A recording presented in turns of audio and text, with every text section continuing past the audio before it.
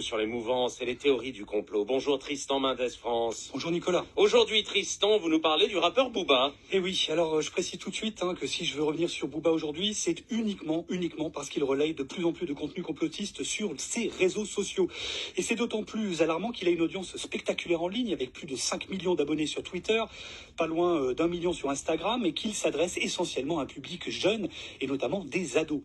Alors c'est un individu qui est habitué à la polémique, au clash, à la provoque, mais là où il pose problème, c'est quand il sort de son domaine de compétences, comme par exemple en avril 2020, lorsqu'il tweete à ses millions de fans une vidéo d'un dénommé Laurent Louis, qui est un complotiste d'extrême droite belge, adepte du négationniste Robert Faurisson. Et il a aussi relayé des contenus discutables sur le Covid-19. Oui, dès le début de la pandémie, Booba a commencé à partager des contenus provenant de profils complotistes assez caricaturaux, il faut bien le dire, et il a à plusieurs reprises donné une visibilité extraordinaire à des promoteurs anti-vax, comme par exemple en avril 2020, lorsqu'il tweete à ses millions d'abonnés une vidéo d'un militant anti-vaccin, Tal Chaleur, qui affirme dans la vidéo, je cite, que les vaccins sont un génocide planétaire.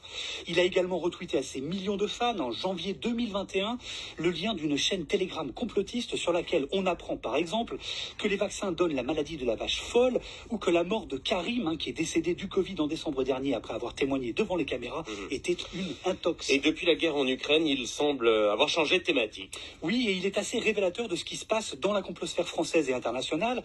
On assiste à une bascule des narratifs complotistes de la crise du Covid à la guerre en Ukraine. Et c'est précisément ce que fait Booba en relayant aujourd'hui de plus en plus de contenu pro-Poutine.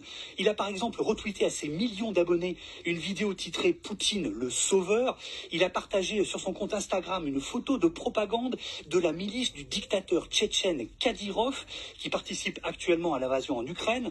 Il a également relié un site complotiste reprenant les éléments de langage de la propagande russe sur les nazis en Ukraine et il a décidé de rompre il y a quelques jours avec son sponsor Puma parce que l'entreprise a suspendu ses activités en Ukraine.